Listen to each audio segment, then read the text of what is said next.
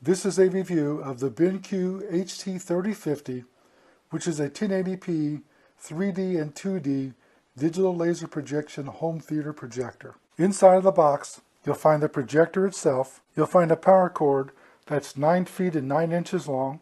You'll find a remote control for the projector that has a working range of 26 feet, and it emits the control signals to this front receiver.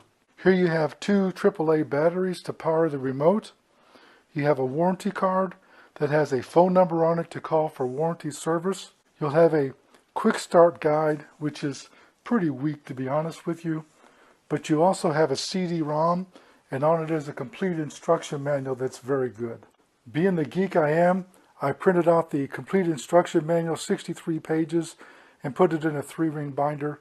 I suggest if you're going to do any advanced setup or programming that you print this out. The first thing you want to do is put the batteries into the remote control. The polarity is marked in the bottom down there. You can see it. And so you just want to snap them in there and close the lid back up.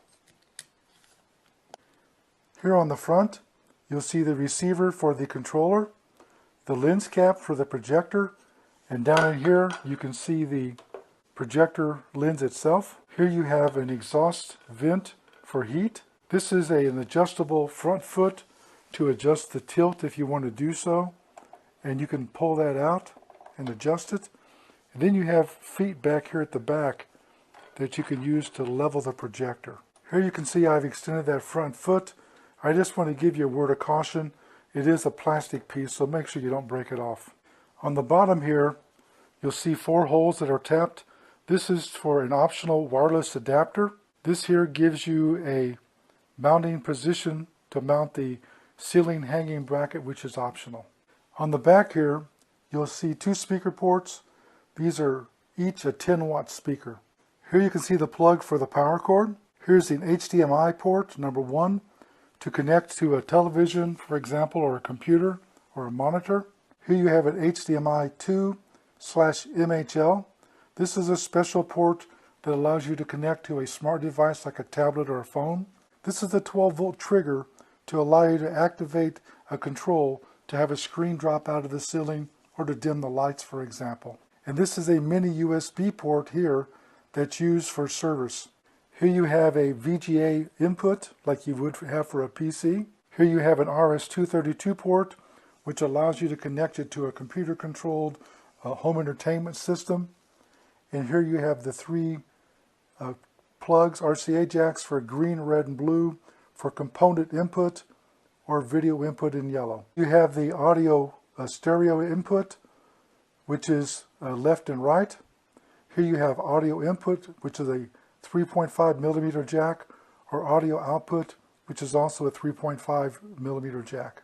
On the sides, you'll see these ventilation areas. Each of these has a fan inside of it to exhaust warm air. It's important that you not block these.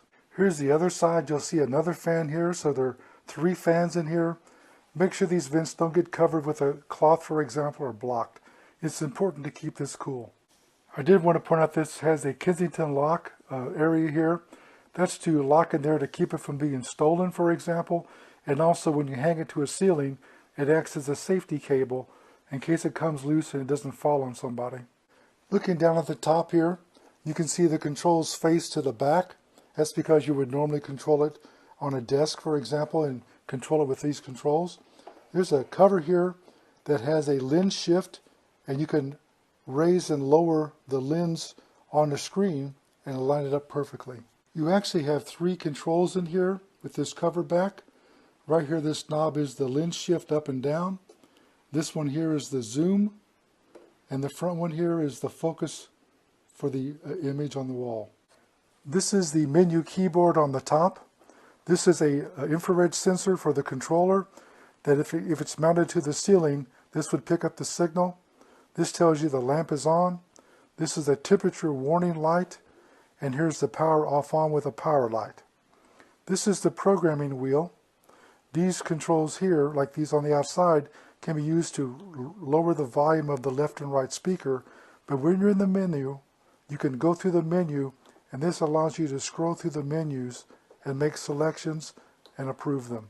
This source button allows you to select the source for the input on the back, and you can also program it to automatically seek out and use the right source. This is a powerful projector, and it has a basic programming menu and an advanced menu. This projector can project images on a screen or wall with a 60-inch diagonal up to 180 inches diagonal.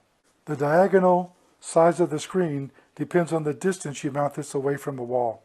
This projector has a brightness of 2000 lumens and a contrast ratio of 15,000. It also has keystone correction, which adjusts the image to make sure that it's square onto the screen. And it comes with a 1-year warranty, and the light bulb inside, the lamp itself, has 3,500 hours of operation under normal mode and 5,000 hours when used in the economic mode. The unit itself operates on 100 to 240 volts AC and 50 to 60 Hertz. It features very good cinematic color, and as I mentioned, it has trapezoidal picture correction. You can also flip the image upside down if you hang this on the ceiling, for example, upside down. You can project 2D and 3D images, and you can even compensate for the color of the wall to make sure you get true color images. You can also project a test pattern to allow you to properly set up the projected image. Here you can see a projected image of the startup menu. This is when you first turn it on. The projector right now is 96 inches from the wall, and the screen you see on the wall now is 88 inches in diagonal. That's not quite half as large as it will go. We're in a room right now where the lights are on, and you can see I have can lights in the ceiling, for example, and there's lights on behind us, so the room's quite bright, and you can see how good and clear the picture is. As you set this up, if you're going to use front projection, you set it up and hit it. You now select your language, and now you can do the keystone distortion adjustment, but as you can see right now, it's perfect, so I don't have to do anything with it. Here's the selection for the automatic source to find the source that's on. It's already engaged, and now when I touch it, it asks me whether I want to use the basic or the advanced programming. I'm just going to use the basic.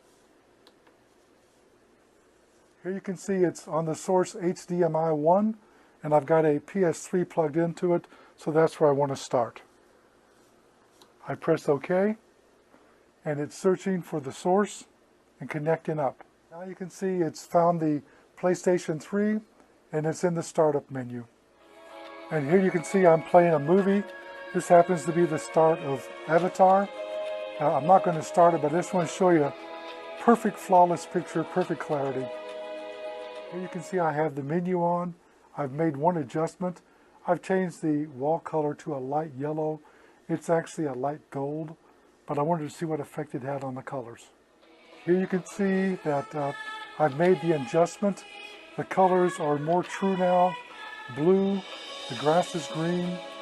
It's really an excellent picture. It's as good as looking at an LCD screen that was this size. And remember, it's not just movies, it's also games. Here's a Star Wars game on a 7-foot screen. You can also make it up to 15 feet.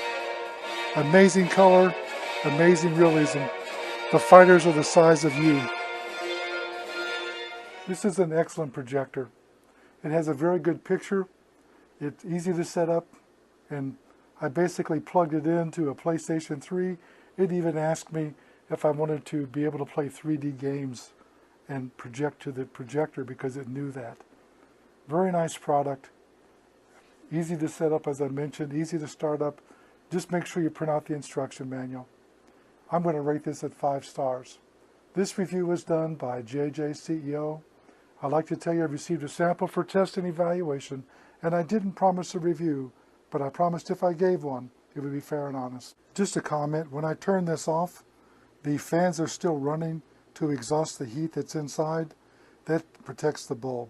So just don't come over and unplug the power on the back because it needs to cool down first.